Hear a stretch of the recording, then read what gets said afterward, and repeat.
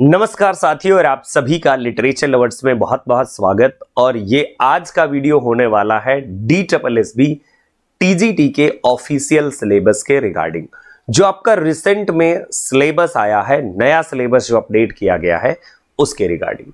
देखो, पीजीटी वाला जो सिलेबस है, DSSB पीजीटी वाला, उस सिलेबस को ऑलरेडी मैंने डिस्कस कर दिया है। वीडियो इसी चैनल पर अवेलेबल है, आप चाहें तो आप उसे देख सकते हैं।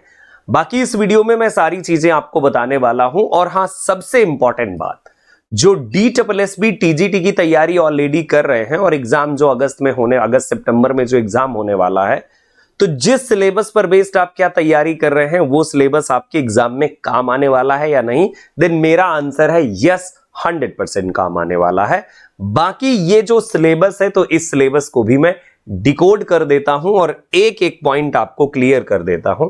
तो ये है दोस्तों आपका सिलेबस टीजीटी वाला, जो बेसिकली DOE और NDMC दिल्ली वाला है। पेपर का पैटर्न क्या है, तो आप सभी विद्यार्थियों को मैं बता दूं कि ये पेपर का जो पैटर्न है ना, तो ये BA ऑनर्स के सिलेबस को डायरेक्टली उठा करके यहां पर कट पेस्ट कर दिया गया है। जो दिल्ली यूनिवर्सिटी में BA ऑनर्स का सिलेबस है, और यही सिलेबस अदर डिफरेंट यूनिवर्सिटीज में है, और साथ साथ ये सिलेबस जो है अक्रॉस इंडिया भी है, सेम सिलेबस BA ऑनर्स के कोर्सेज में। तो ये वही सिलेबस है एज इट इज, इसे उठा के रख दिया गया है। अब बात आती है कि यहां पर कुछ टाइटल डिफाइन कर दिया गया है, थोड़ा मिक्सअप है, लेकिन सारी चीजें क्लियर हो जाएंगी। देखिए, हम देखें अगर इंडियन क्लासिकल लिटरेचर, तो इंडियन क्लासिकल लिटरेचर को हमें पढ़ना है। इंडियन क्लासिकल लिटरेचर में यानी जो इंपॉर्टेंट टेक्स्ट है, जैसे रामायण है, महाभारत है, उसके बारे में हमें जानकारी लेना है।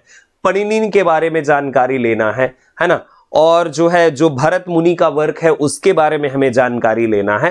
तो यानी इंडियन क्लासिकल लिटरेचर में कुछ इंपॉर्टेंट जो वर्क है, selected work, classical Sanskrit Pali Prakrit language के साथ एसोसिएटेड, उन वर्क्स को पढ़ना है। और पढ़ना क्या है, उनके बारे में सरफेस नॉलेज लेना है, मतलब इतना डीपर नहीं कि बहुत डीपर लेवल पर। कल मैंने एक लिस्ट भी भेजा था अपने टेलीग्राम में इंडियन क्लासिकल लिटरेचर के राइटर्स की। हमारा टेलीग्राम जो हैंडल है वो है literature@literature lovers टेलीग्राम, तो चाहे तो आप वहां से ले सकते हैं। फिर यूरोपियन क्लासिकल लिटरेचर है। देखो, ज्यादातर बच्चे जो इस चैनल पर आए हैं मुझे देखने के लिए, आपने मेरा एक वीडियो जरूर देखा होगा इस YouTube के प्लेटफॉर्म पर, history of English literature. History of English literature में मैंने ये पूरा का पूरा ग्रीको रोमन पीरियड से लेकर के पोस्ट मॉडर्न पीरियड तक का पूरा हिस्ट्री मैंने डिस्कस किया है। उसमें मैंने ये यूरोपियन जो क्लासिकल लिटरेचर के इंपॉर्टेंट टेक्स्ट हैं, इंपॉर्टेंट जो राइटर्स हैं, उन सभी को मैंने डिस्कस किया है। अगर आपने वो वीडियो देखा है तो बहुत अच्छी बात है, और अगर नहीं देखा तो ग्रीको रोमन टाइम पीरियड के नाम से मेरा एक सिंगल वीडियो भी होगा और एक लगभग 11.5 घंटे का वीडियो भी होगा हिस्ट्री ऑफ इंग्लिश लिटरेचर का। उसमें मैंने क्लासिकल लिटरेचर के बारे में बात की, जिसमें प्लेटो, एरिस्टोटल हैं, एस्किलस, सोफोक्लीज, यूरिपिडीज, पिंडार हैं, लॉन्जिनस हैं, हॉरेस हैं। तो ऐसे राइटर्स को हमें यहां पर यूरोपियन क्लासिकल लिटरेचर में पढ़ना है। आपको क्लियर होगा ये पूरा का पूरा। Indian writing in English. अब इंडियन राइटिंग इन इंग्लिश तो आप सब लोग जानते हो, इसमें आप किसे पढ़ोगे, तो इंडियन राइटिंग इन इंग्लिश में जैसे मुल्क राजानंद को पढ़िए, तोरू दत्त को पढ़िए, रविन्द्रनाथ टैगोर को, है ना, कमला दास को, नसीम इज़किल को, और भी जो बहुत सारे इंडियन राइटर हैं। तो इंडियन राइटिंग इन इंग्लिश में ऐसे राइटर्स को पढ़ना है। इधर बात आती है ब्रिटिश पोइट्री एंड ड्रामा में। तो दो ब्रिटिश पोइट्री और ड्रामा में 14th to 17th सेंचुरी। तो मैं 14th to 17th सेंचुरी को अगर बिल्कुल सरल शब्दों में डिफाइन करूं, तो सरल शब्दों में डिफाइन करने का मतलब यह है कि जो 14th to 17th सेंचुरी है, तो ये कहिए कि ये जो रेनेसा का टाइम पीरियड है और मिडिवल टाइम पीरियड, यानी हिस्ट्री ऑफ इंग्लिश लिटरेचर का वीडियो यहां काम आने वाला है ना। तो जो ये मिडिवल टाइम पीरियड है और रेनेसा का टाइम पीरियड है, तो ये पूरा का पूरा रेनेसा और मिडीवल टाइम पीरियड को कवर अप करता है। अब मिडीवल टाइम पीरियड में कौन से राइटर थे जो इंपॉर्टेंट, तो जैसे विलियम लैंगलैंड जैसे राइटर हैं, जियोफ्री चासर जैसे राइटर्स हैं, तो उनको आपको पढ़ना है। इधर जो है आपको फिर 17th यानी 16th और 17th सेंचुरी, तो भाई देखो यहां पर आपके यूनिवर्सिटी विट्स रहे, या फिर ये कह दीजिए कि जो प्ले राइट्स रहे रेनेसा के टाइम पीरियड में, कुछ पोएट्स रहे जैसे आपके फिलिप सिडनी हैं, एडमंड स्पेंसर हैं, माइकल ड्राइटन हैं, तो ऐसे राइटर्स को पढ़ना है। और इस सिलेबस में पूरा का पूरा काम आने वाला है यूजीसी नेट वाला सिलेबस। जो यूजीसी नेट का कोर्स पढ़ते हैं उन बच्चों के लिए तो ये जबरदस्त सिलेबस है, कोई दिक्कत नहीं है, उनको एकदम दौड़ा चला जाना है। इसके बाद देखिए 17th के बाद 18th सेंचुरी, अच्छा ये अमेरिकन लिटरेचर है एक्चुअली में, तो ये अमेरिकन लिटरेचर 18th सेंचुरी का। अब देखो 18th सेंचुरी के अमेरिकन लिटरेचर, यहां से बेसिकली लिटरेचर की अमेरिकन राइटिंग की बिगिनिंग होती है, और अमेरिकन लिटरेचर में जितने इंपॉर्टेंट प्रोमिनेंट राइटर हैं उतने इंपॉर्टेंट प्रोमिनेंट राइटर्स को आपको करना है, चाहे वो हेनरी डेविड थॉरो हो, चाहे एसडब्ल्यू लॉन्गफेलो हो, या फिर डिकिंसन हो, ये लेटर ऑन के राइटर्स हैं। इसके पहले अगर आप देखेंगे तो इमर्शन है आपके, वॉल्ट विटमैन है, फ्रॉस्ट हैं, तो जो भी ये पोएट्स हैं ऐसे राइटर्स को पढ़ना है। अब ये तो पोएट्स हो गए, कुछ प्लेराइट्स भी हैं, कुछ आपके नॉवलिस्ट भी हैं, तो अमेरिकन लिटरेचर के वही सिलेक्टेड राइटर्स पढ़ना है आपको, और कुछ नहीं करना। अगर आपको अमेरिकन लिटरेचर 18th सेंचुरी वाले जानना है कौन कौन से राइटर्स हैं, तो आप सर्च कर लीजिए, या तो आप एक अमेरिकन लिटरेचर की बुक खरीद लेंगे, तो उससे आपका काम हो जाना है। बाकी मेरे कोर्स में ये सब कुछ आपको पढ़ाया ही जाता है, यूजीसी वाले में तो हम खास करके पढ़ाते हैं। पॉपुलर लिटरेचर, अब इस पॉपुलर लिटरेचर का क्या मतलब है? अब पॉपुलर लिटरेचर में आप देखो दो तरह के काम कर सकते हो। पॉपुलर लिटरेचर में आप जितने भी इंपॉर्टेंट राइटर्स हैं उन राइटर्स के वर्क, उन राइटर्स के बारे में थोड़ी सी इंफॉर्मेशन, कौन सा उन्हें प्राइज मिला, कौन सा ड्रामा लिखा, कौन सी पोएम लिखी, कौन सा एपिक लिखा, कौन सा नॉवेल लिखा, तो पॉपुलर लिटरेचर में आप उसे कवर अप कर सकते हैं, है ना। अब जैसे ओविड का मेटामॉर्फोसिस है, तो ये पॉपुलर लिटरेचर का पार्ट है। अब यह मान लीजिए कि जैसे मान लीजिए कि एक नॉवेल का किसी नाम ले लेता हूं, जैसे गाइस अनफॉर्चुनेट ट्रैवलर है। अनफॉर्चुनेट ट्रैवलर ये जो है बेसिकली आपका एक पॉपुलर लिटरेचर का पार्ट है। तो पॉपुलर लिटरेचर पढ़ना, यहां पर किस सेंचुरी का पढ़ना है ये डिफाइंड नहीं है। और अगर आप इसे ये मान लेते हैं कि हम कंटेम्परेरी का पढ़ेंगे, तो कंटेम्परेरी का थोड़ा वास्ट सिलेबस यहां पर हो जाता है, बट यूजीसी वाला काम करेगा, है ना। ब्रिटिश पोइट्री एंड ड्रामा, तो देखो यहां तक 17th सेंचुरी आपने पढ़ लिया, अब आपको 17th to 18th सेंचुरी पढ़ना है। अब यहां पर आपने रेनेसा मिडीवल टाइम पीरियड और रेनेसा पढ़ा, अब यहां पर पढ़ जाओ नियो क्लासिकल पीरियड। सरल है ना, बड़ा परेशान थे आप लोग कि भाई सिलेबस क्या हो गया, समझ नहीं आ रहा है, बड़ी दिक्कत है, मैंने इजी कर दिया। देखिए नियो क्लासिकल टाइम पीरियड, अब नियो क्लासिकल टाइम पीरियड में क्या पोइट्री थी, क्या ड्रामा था, क्या नॉवेल था, क्या नॉन फिक्शन राइटिंग थी, वो सारा कुछ आप कवर अप कर लीजिए। अब नियो क्लासिकल का रेस्टोरेशन, अगस्टन और ट्रांजिशनल पीरियड के लिटरेचर को आप पढ़ जाइए, है ना। यस। अब देखिए ब्रिटिश लिटरेचर 18th सेंचुरी, आगे फिर से कह रहा है कि British literature, British poetry and drama और ब्रिटिश लिटरेचर। तो यहां पर पोइट्री और ड्रामा तो बताया, लेकिन यह नहीं बताया कि नॉवेल भी पढ़ लो, नॉन फिक्शन भी पढ़ लो। तो अब यहां पर बताने की कोशिश कर रहा है कि ब्रिटिश लिटरेचर का 18th सेंचुरी का जो रिमेनिंग और लिटरेचर है वो भी पढ़ जाओ। तो यानी आप medieval time period, Renaissance period और फिर नियो क्लासिकल पीरियड को पढ़ रहे हैं, है ना। और फिर इसके बाद ब्रिटिश रोमांटिक पीरियड, इसके बारे में सब कोई जानता है, ब्रिटिश रोमांटिक लिटरेचर और ब्रिटिश लिटरेचर 19th सेंचुरी, है ना। अब देखो यहां पर बेसिकली जो रोमांटिक लिटरेचर है और ये 19th सेंचुरी है, तो ये रोमांटिक पीरियड हो गया, फिर विक्टोरियन पीरियड आ जाता है। रोमांटिक और विक्टोरियन टाइम पीरियड की राइटिंग, इंपॉर्टेंट नॉवेल, है ना, important poets, important their poems, है ना, और जो भी ड्रामाज हैं उस सब को आपको पढ़ लेना है यहां पर। और यहां ये नहीं डिफाइन है कि कौन सा वाला पढ़ना है। अच्छा, यहां पर जो पीजीटी का सिलेबस है वो थोड़ा कम नजर आता है मुझे। टीजीटी का syllabus in comparison to TGT, जो मतलब पीजीटी का सिलेबस कम नजर आता है, ठीक है। तो ये ब्रिटिश लिटरेचर आपका हो गया रोमांटिक और विक्टोरियन का। अब यहां पर इंपॉर्टेंट राइटर्स पढ़ जाइए, जैसे ब्रिटिश रोमांटिक पीरियड में वर्ड्सवर्थ है, शैली है, बायरन है, शदे है, कॉलरिज है, सॉरी, कीट्स हैं, हंट हैं, हैजलिट हैं, है ना। तो ऐसे राइटर्स को आपको पढ़ जाना। फिर इसके बाद आप पढ़ोगे जैसे आपके प्रोज राइटर हैं, चार्ल्स लैम हैं आपके, तो उनको पढ़ जाइए, है ना। विलियम हैजलिट हंट हो गए प्रोज राइटर में, टॉमस डिक्वेंसी हो गए, उनको पढ़ जाइए। अब जो आपका विक्टोरियन पीरियड आया तो यहां पर Tennyson, Arnold, Alfred Lord Tennyson है, मैथ्यू अर्नोल्ड है आपके, है ना, रॉबर्ट ब्राउनिंग है, एलिजाबेथ बैरेट ब्राउनिंग है, जीएम हॉपकिंस है, Thomas Hardy, Charles Dickens, George Eliot, Makepeace Thackeray हैं, विलियम थाकरे। तो ये ऐसे राइटर्स आपको यहां पर पढ़ जाने हैं, ना। अब इजी हो गया ना सिलेबस, यानी हिस्ट्री ऑफ इंग्लिश लिटरेचर की बुक पक्की काम आने वाली है। अमेरिकन लिटरेचर की एक book history of English literature की, और एक बुक जो है आपकी इंडियन लिटरेचर की। 3 बुक्स का यहां पर खेला है पूरा का पूरा, और वो चीज आप समझ गए। इसके बाद वुमेन्स राइटिंग। अब देखो यहां पर स्पेशली इन्होंने दे दिया है कि वुमेन्स राइटिंग। अच्छा, जो भी वुमेन राइटिंग हुई है, देखिए चाहे जैन ऑस्टिन हो, जॉर्ज एलियट हो, एफ्रा बैन हो, है ना, तो ये वुमेन राइटर्स हो गई आपकी। तो वुमेन राइटिंग्स को आपको फोकस करना है। जॉर्ज एलियट हो गई, इसके बाद जैसे ब्रॉन्टे सिस्टर्स है, ब्रॉन्टे सिस्टर है, एमिली डिकिंसन है, सिल्विया प्लाथ है, अमेरिकन राइटिंग में पहुंच गए हम लोग। और इसके अलावा और भी वुमेन राइटिंग में, वुमेन राइटिंग खास करके जो इंग्लिश लैंग्वेज की है उस पर फोकस करना है। जैसे वर्जीनिया वुल्फ है आपकी, है ना, डीजी रोस्टी की सिस्टर थी, क्या नाम था उनका, क्रिस्टीना रोस्टी। तो ये वुमेन राइटिंग्स का बेसिकली पार्ट है। तो वो जब आप ब्रिटिश लिटरेचर पढ़ते हो उसमें काफी कुछ इंक्लूड हो जाता है, जो थोड़ा बहुत बचता है तो अलग से कर लीजिए, है ना। यस। अब British literature early 20th century. अब 19th सेंचुरी से हम 20th सेंचुरी पहुंच गए, तो अब यहां पर जो है मॉडर्न टाइम पीरियड का लिटरेचर आ गया कि मॉडर्न टाइम पीरियड के लिटरेचर को पढ़ डालिए, है ना। यस, ये देखिए मॉडर्न यूरोपियन लिटरेचर। तो यूरोपियन लिटरेचर पर भी फोकस करना है आपको और ब्रिटिश लिटरेचर पर भी फोकस करना है।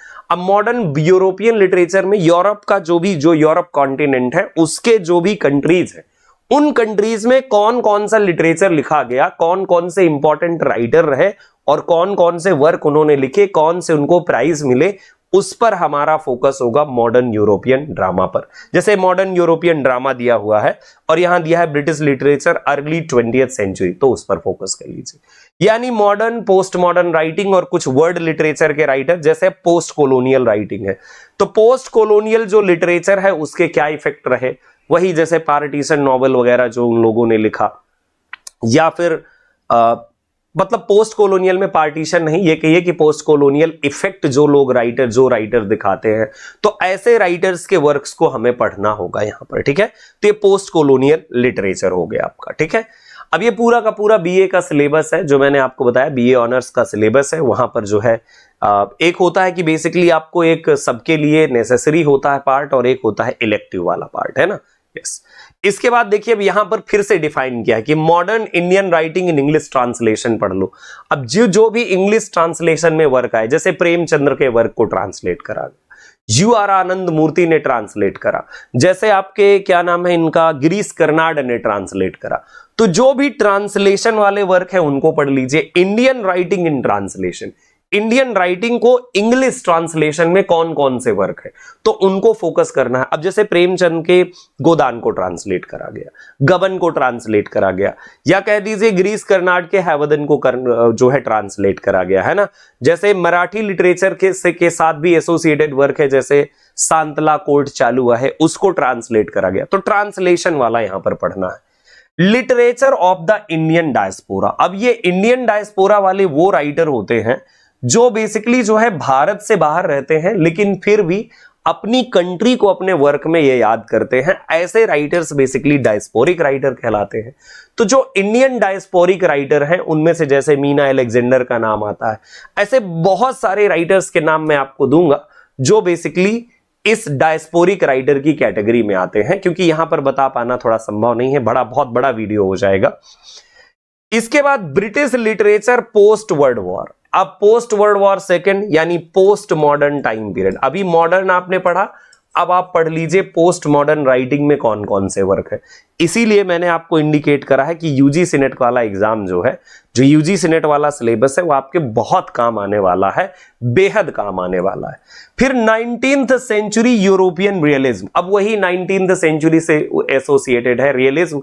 जैसे अगर आप देखें तो हेनरिक इब्सन वगैरह का नाम आता है रियलिज्म के साथ, तो ऐसे राइटर्स को स्टडी करना है। अब ये लिटरेरी क्रिटिसिज्म है, यहां पर तो कोई डिफाइन नहीं है, तो आप लिटरेरी क्रिटिसिज्म पढ़ेंगे, जो यूजीसी नेट में एक प्रॉपर यूनिट है।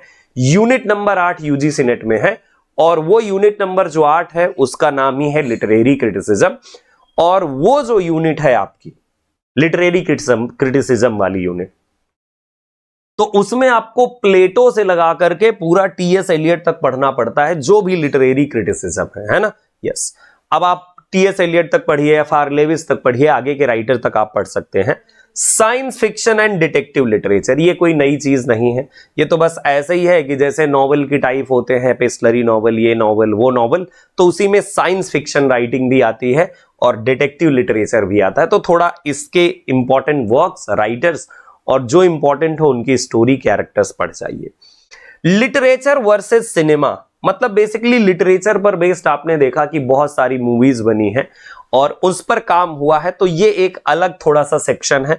इसके अलावा वर्ड लिटरेचर, अब वर्ड लिटरेचर में जैसे कैरिबियन राइटिंग है, अफ्रीकन राइटिंग है, नाइजीरियन राइटिंग है ना, तो अलग अलग कैनेडियन राइटिंग हो गया, तो अलग अलग कंट्रीज की राइटिंग, तो यहां पर बेसिकली वर्ड लिटरेचर को फोकस करना है। इसके बाद लिटरेरी थियरी, अब ये लिटरेरी थियरी जो यूजीसी नेट की यूनिट नंबर 9 है, वो literary theory post world war यही है। तो यहां पर आपको अलग अलग तरह की लिटरेरी थियरी, चाहे वो जैसे फेमिनिज्म हो, इको क्रिटिसिज्म हो, फॉर्मलिज्म हो, या फिर आपका डीकंस्ट्रक्शन हो, तो वो लिटरेरी थियरी आपको पढ़ना है। और पार्टीशन लिटरेचर, अब पार्टीशन लिटरेचर बेसिकली जो भारत और पाकिस्तान का डिवीजन हुआ, तो उस डिवीजन पर बेस्ड कौन कौन सा लिटरेचर है, कौन कौन सी राइटिंग है, उस पर आपको फोकस करना है पार्टीशन लिटरेचर पर। अब ये रिसर्च मैथडोलॉजी, वैसे आउट ऑफ सिलेबस टाइप का ये दे दिया गया है आपके लिए।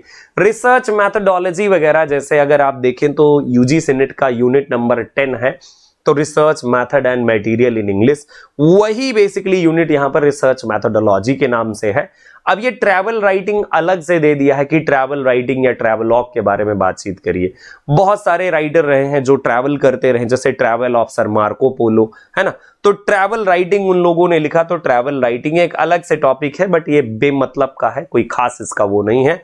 ऑटोबायोग्राफी, तो जैसे आप लिटरेरी टर्म्स में ऑटोबायोग्राफी पढ़ते हैं, कौन कौन सी इंपॉर्टेंट ऑटोबायोग्राफीज हैं, कौन कौन से राइटर्स ने लिखा, जैसे my experiment with truth, autobiography of an unknown Indian, ऐसी राइटिंग्स को आपको फोकस करना है, जैसे नीरज सी चौधरी हो गए, और इधर आपके महात्मा गांधी। तो इंपॉर्टेंट ऑटोबायोग्राफीज को, जैसे कन्फेशन ऑफ सेंट अगस्टाइन जो पहली ऑटोबायोग्राफी है, तो ये ऑटोबायोग्राफी राइटिंग का पार्ट हो जाता है। इसके बाद गाइज यहां पर जेनेरिक इलेक्टिव, अब देखिए दिया ही हुआ है कि ये जेनेरिक इलेक्टिव है ना, इन्होंने सीधा सा काट करके दूसरी जगह का सिलेबस यहां चिपका दिया है। थोड़ा मेहनत कर लेते यार, थोड़ा होमवर्क कर देते, हम लोगों को बता देते तो हम ही लोग सिलेबस बना देते। खैर मैं अपने आप को इतना योग्य नहीं मानता कि मैं सिलेबस बना पाऊं, लेकिन फिर भी थोड़ा सिलेबस डिफाइंड होना चाहिए, है ना। क्योंकि देखो एकेडमिक में क्या होता है कि एकेडमिक में बच्चे को लिखना होता है, यहां पर हमारे पास ऑब्जेक्टिव पैटर्न। अच्छा, अब यहां पर देखिए academic writing and composition, writing and composition में वही किस तरह के लेटर वोटर राइट करना है वो, मीडिया एंड कम्युनिकेशन स्किल्स क्या होनी चाहिए, टेक्स्ट एंड परफॉर्मेंस, ये थोड़े प्रैक्टिकल टॉपिक है। लैंग्वेज एंड लिंग्विस्टिक का पार्ट है, contemporary India women and empowerment, अब ये कंटेम्परेरी इंडिया में वुमेन्स का क्या इंपावरमेंट है, क्या रोल है ना। लैंग्वेज लिटरेचर एंड कल्चर, इसका क्या, अब लैंग्वेज लिटरेचर और कल्चर का क्या कनेक्शन है, किस तरह से लैंग्वेज बदल रही है, जिस तरह से लिटरेचर नजर आ रहा है उस तरह से कल्चर चेंज हो रहा है। Readings on Indian diversities and literary movement, मैं अगर यहां पर मैं बातचीत करूं तो ये ऐसे टॉपिक हैं कि जो बहुत कम एग्जाम में आएंगे, थोड़े थोड़े क्वेश्चंस होंगे, बट हाँ थोड़ा पढ़ना जरूरी होगा, है ना, बहुत ज्यादा नहीं कि मतलब इनको इतना डीपर लेवल पर कि महीनों इन पर क्लास चले। इसके बाद देखिए एबिलिटी इनहैंसमेंट के लिए कुछ दिया है, जैसे English MIL communication, modern Indian language communication, ये भी आपको पढ़ना है, एक नया टॉपिक है। स्किल एनहांसमेंट में भी कुछ चीजें दे दी हैं, जैसे इंग्लिश लैंग्वेज टीचिंग, कैसे इंग्लिश लैंग्वेज को टीच किया जाता है। यूजीसी नेट में एक आपकी एक यूनिट है प्रॉपर, है ना, लैंग्वेज टीचिंग करके है एक यूनिट जो है, मुझे एग्जैक्ट नाम नहीं याद आ रहा। सो इंग्लिश लैंग्वेज टीचिंग से भी वो एसोसिएटेड है, क्योंकि वहां पर जो है टीचिंग मेथड्स है ना, yes. So teaching methods and all आपको लर्न करने होते हैं। सॉफ्ट स्किल्स क्या क्या हो सकती है, translation studies, creative writing, business communication and technical writing. तो ये थोड़ा सा आपको स्किल एनहांसमेंट वाला पार्ट, मैंने बताया ना कि बीए वाले उसी सिलेबस को उठा के यहां पे इन्होंने रख दिया है, यही किया है। तो देखो जो मेन लिटरेचर वाला पार्ट है वो तो आपने बड़े अच्छे से समझ लिया। अच्छा, इसके बाद एक और सिलेबस इन्होंने चिपकाया है लास्ट में, इसे मैं चिपकाना ही कहूंगा, यह है teaching education and methodology. Basically जब आप बीएड करते हैं ना, तो बीएड में ये आपका पूरा का पूरा टॉपिक ही होता है। Learning and teaching, language across curriculum, understanding discipline and subject, gender school and society, है ना, pedagogy of A school subject, knowledge and curriculum, assessment, ये सारे जो टॉपिक है ये पूरे के पूरे बीएड के। बीएड की एक बुक आती है, उसमें प्रॉपर ऑल द टॉपिक्स आपको ये मिल जाएंगे जो बेसिकली किससे एसोसिएटेड है। तो ये सारे जो टॉपिक एसोसिएटेड है मेथडोलॉजी से, टीचिंग एजुकेशन मेथडोलॉजी के साथ एसोसिएटेड है। इसको एक अलग टीचर पूरा का पूरा सारा डील कर सकता है, या फिर आपने अगर जो पढ़ा होगा बीएड के टाइम पीरियड में, तो बीएड के टाइम पीरियड में रहा होगा। तो ये कुल मिलाकर के आपका सिलेबस है DSSB TGT का। जो सिलेबस आपने पढ़ा है उस सिलेबस में भी आपने ऐसे ही टॉपिक पढ़े हैं, और जो सिलेबस अभी आप आगे पढ़ोगे उसमें भी ऐसे ही टॉपिक पढ़ेंगे। बस एक चीज है जो बढ़ गया है दायरा, मतलब सिलेबस आपका हो गया है, बढ़ गया है, वाइड हो गया है। अब जैसे ये कभी था ही नहीं, है ना, यस। अब एक बात मैं और कहना चाहूंगा कि जो लोग ऑलरेडी जैसे कोर्स ज्वाइन करे हुए हैं, देखो उनके लिए वही है कि आप उतना पढ़ेंगे, आपको आगे पढ़ना पड़ेगा। यूजीसी नेट वाला आप सिलेबस डायरेक्टली तुरंत पढ़ सकते हो, इस पर बेस्ड भी कोर्स आएगा, लेकिन यही सिलेबस जो है यूजीसी नेट वाला ही है। बस ये जो टॉपिक छोड़ दीजिए, कुछ और टॉपिक छोड़ दीजिए, बाकी सारा सिलेबस यूजीसी नेट से मैच करता है, ठीक है। तो बस आपको अब अपनी स्टडी करना है और अपनी पूरी कोशिश करनी है ना। और अभी तक हम लोग इस हिसाब से पढ़ाते रहे कि जो पहले प्रीवियस आपका मतलब जो सिलेबस था, तो उसमें हमारी कोई गलती है नहीं, और आप पढ़ते रहे तो उसमें आपकी कोई गलती नहीं। अचानक से अब आपका सिलेबस चेंज हुआ, तो अब नए सिलेबस पर बेस्ड क्लासेस होंगी और नए सिलेबस पर बेस्ड हमारी प्रिपरेशन होगी, ठीक है। So thank you so much मेरे साथ ट्यून रहने के लिए। आपसे मैं रिक्वेस्ट करूंगा कि लिटरेचर लवर्स ऐप जरूर इंस्टॉल कीजिएगा, और अगर आप लिटरेचर लवर्स पर किसी भी कोर्स को ज्वाइन करते हैं तो इस कोड राजवीर को यूज करके आप डायरेक्टली 400 का डिस्काउंट ले सकते हैं। यह आपके लिए स्पेशल कोड है। जो भी बच्चे आप अप्लाई करेंगे उसमें नीचे दिया रहता है हैव अ कूपन कोड, जब आप परचेज करते हैं तो वहां पर राजवीर लिख करके अप्लाई कर दीजिएगा और मिल जाएगा। तो लिटरेचर लवर्स ऐप को जरूर इंस्टॉल करिएगा। बाकी अगर फर्दर कोई अपडेट है, और भी चीजें हैं, और अगर किसी डिस्कशन की जरूरत है, तो प्लीज आप कमेंट बॉक्स में लिखिएगा। मैं आपसे फिर किसी सेशन के थ्रू मिलूंगा, और तब तक अपना ख्याल रखिए, मुस्कुराते रहिए। अपनी प्रिपरेशन को अब और भी वाइड आपको करने की जरूरत है। बस मेरी बात अगर आप समझ रहे हैं, अभी भी आपने वही चीजें पढ़ी हैं, थोड़ा और वाइडली आपको पढ़ना है। कुछ और टॉपिक ऐड हुए हैं जिनको और आपको पढ़ना है। So thank you so much मेरे साथ बने रहने के लिए। अभी देखिए हम भी इस पर काम करेंगे, पूरा का पूरा कंटेंट तैयार करेंगे, फिर इसकी पढ़ाई होगी, है ना। So thank you so much मेरे साथ बने रहने के लिए। धन्यवाद।